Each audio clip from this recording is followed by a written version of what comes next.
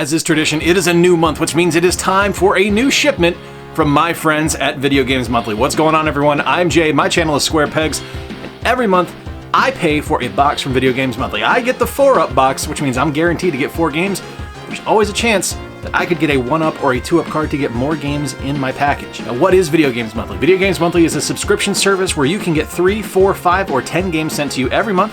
You're able to maintain a list, so they're going to be able to curate titles for you, meaning you should not get any doubles. And if you do, they have fantastic customer service and will take care of you. Now, as is tradition, I have not freed this guy yet from his priority mail prison, so we're going to get this wrap off, pop this guy open, and find out what's inside together, because sharing is caring. Shout out to Meredith, my wife, for letting me use a pair of her old sewing scissors that she no longer used to open packages, because that's like butter, folks. It's just like butter. All right. That's on the floor over there. We are free, and it is here, Video Games Monthly. Now, I am wearing a Nintendo 64 shirt in hopes of manifesting, nay, putting out into the universe that I receive a Nintendo 64 game this month. Now, it's a little heavy, but it does sound like there's some Game Boy Advance stuff in here. Now, what we're gonna do is we're gonna pop this guy open. I am not gonna look inside. I am going to just feel around, feel for some stuff. That feels to be a Frisbee. Let's find out.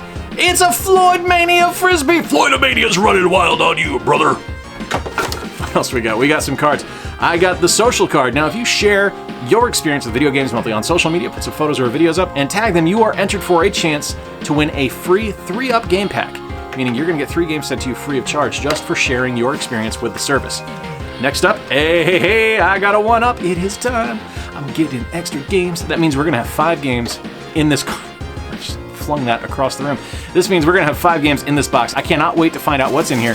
Now, first, we have,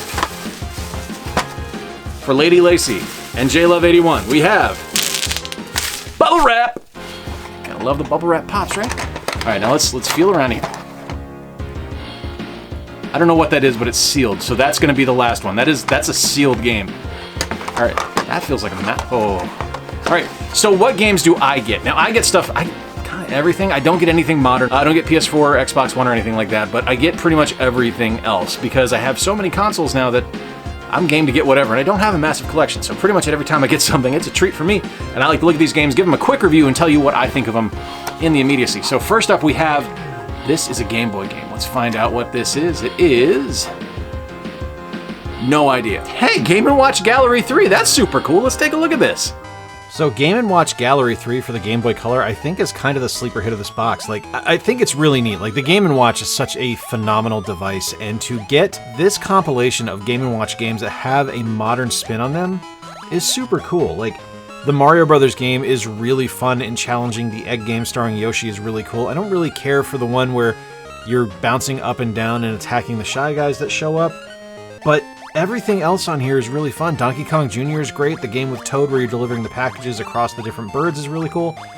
It's just a really clever interpretation of the old Game & Watch games in a modern setting, and I like the weird reset when you actually go back and the screen flashes a bunch of different characters on screen. It's such a neat idea for a compilation. It's such a well-executed compilation that I can't help but kind of love this. Like, this is something that Nintendo excels at. When they actually show care and actually show tolerance for older IPs and something that they want to care for and want to show off, they can make something great. And I think this is kind of an example of that. There's 2 other Game & Watch compilations on the Game Boy Color, and I'm going to be on the lookout for those, because this one is really, really cool. All right, Game & Watch Gallery 3, that's pretty cool. Next up, that sealed one is driving me nuts. Okay, next up we've got Game Boy Advance, and it is Frogger's Adventure. This is one of the worst games on the Game Boy Advance, if I'm remembering correctly. I think we used to have this one. We may actually have this one. I probably just didn't update my list, but let's take a look at this guy. I think the Frogger's Adventure games on the GBA are kind of that death knell signal of when Konami stopped giving a crap about making good games and just wanted to put things out utilizing their IP. Like, this isn't a terrible game, but it's not a good game. And what the big problem with it is it strays too far from what made Frogger a great game in its original form. And it tries to do too much with something that should just be a simple, straightforward Frogger game. Rather than just moving from lily pad to lily pad or trying to cross traffic or anything like that, you're going through temples and collecting coins and looking for symbols and all these different things that you need to complete a level rather than just playing a game. There's actually a Frogger game on iOS right now in Apple Arcade that I think is brilliant. It plays fantastically well, it looks wonderful, it does a whole lot, but doesn't do too much to make the game a distraction from what it should be. This game's okay, it's not a ton of fun to play, it's not something I think I'll ever play again, just like the old Frogger's Adventure game that we had. I think Frogger's Journey is the one we had back on the GBA. Just like that, I'm not going to play it too much going forward. It'll probably end up on a Whatnot auction in the future, but I mean, here it is. It's just kind of the symbol of Konami not caring anymore. All right, up next. I'm going to do Genesis, and then we got Master System and whatever is sealed in here. All right, for Genesis, Risk, the game of strategy. I've got Clue, I've got Battleship. Why not? Let's take a look at this, guys, see how this is in video game form. Risk is one of my favorite all-time board games. It's something that I played regularly with Bob and Corey, and it's something that I look at in this particular form on the Sega Genesis, and I wonder what they were thinking to make something like this, because this isn't Risk, but it's also a really well-done interpretation of Risk. Like, there's no dice rolling in this game, which is completely bizarre to me. Like, to just go in and have it be you fire your cannons at the opposing team as opposed to actually rolling dice to see who succeeds in combat it's really curious, and I think it actually kind of makes it for a more enjoyable experience. It's Risk, but not Risk, and I think it's stronger because of that. Now, the classic elements of Risk are there. You're still placing your armies around the map. You're still looking for your way to have world conquest, to take over the entire map. I mean, honestly, it plays pretty well. It's a lot of fun. Now, I've never been disappointed by a board game interpretation on the Genesis. Clue is fantastic. This one is really good. And you know what? I hope I get more, because classic board games are great fodder for video games, and this one is surprisingly accessible. I really enjoyed Risk. As a huge Risk fan, I'm pretty stoked about this one, to be honest with you. All right, next up we have... This is a Master System. I don't know what this is. No, it's Famicom. That's Super Mario Bros. 3. Holy ish! That is Super Mario Bros. 3. Hell yeah!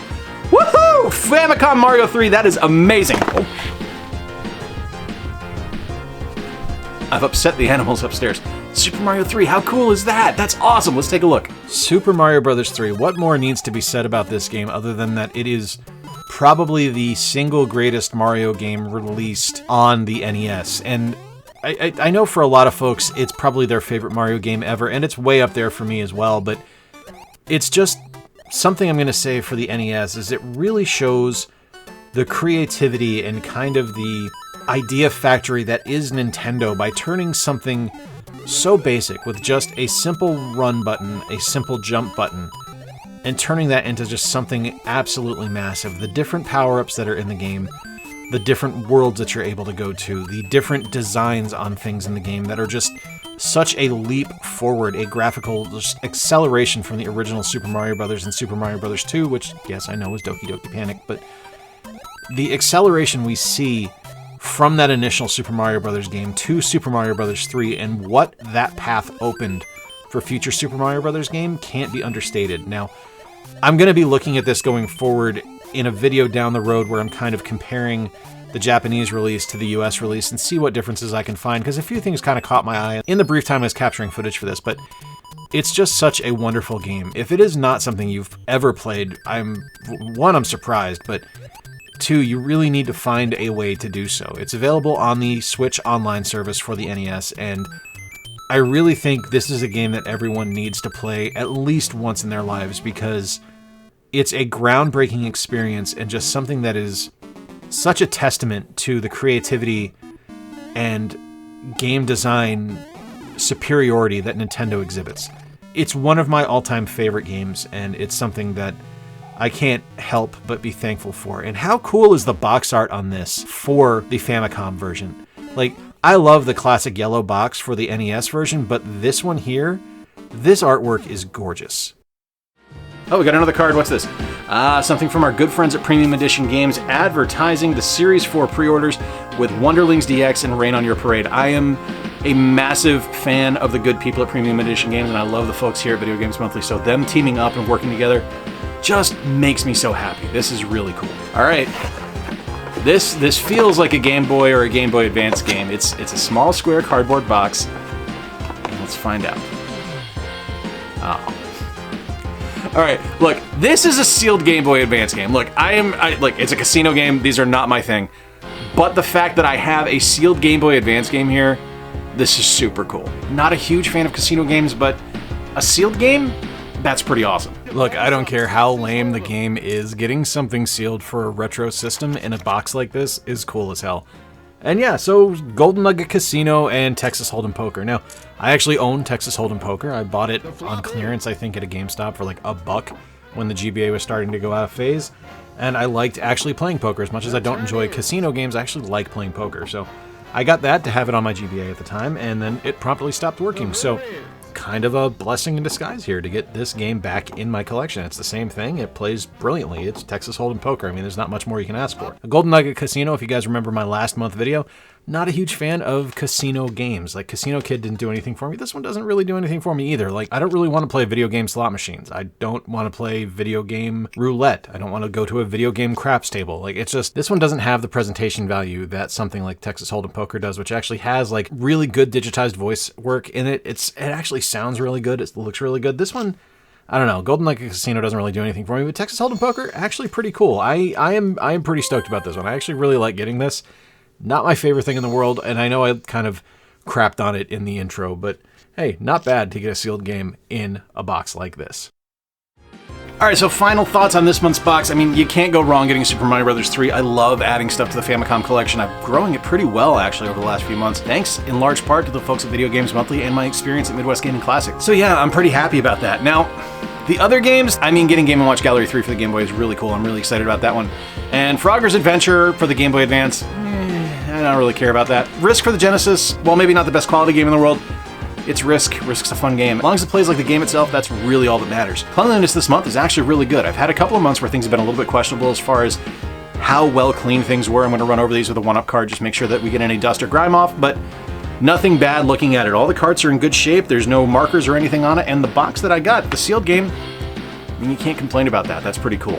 Let me know in the comments down below what your favorite game is that I picked up today. I mean, it's gonna be Mario 3, I'm sure, unless there's like some hardcore Risk fans out there. I mean, you guys might dig that one a whole lot, but I mean, really, you're not gonna get better than this one. This is fantastic. Please hit like, please subscribe if you're new around here, and hey, if you dig the work I do, consider becoming a monthly Patreon sponsor or channel member like the folks you're seeing on screen right now. Channel members and patrons get ad-free early access for a donation of as little as $1 a month, as well as behind-the-scenes footage, and we are working out some plans for physical rewards as well. More news on that coming soon. Till next time, folks, I've been Jay. Appreciate you spending a little bit of time with me today as we take a look at this month's offerings from Video Games Monthly.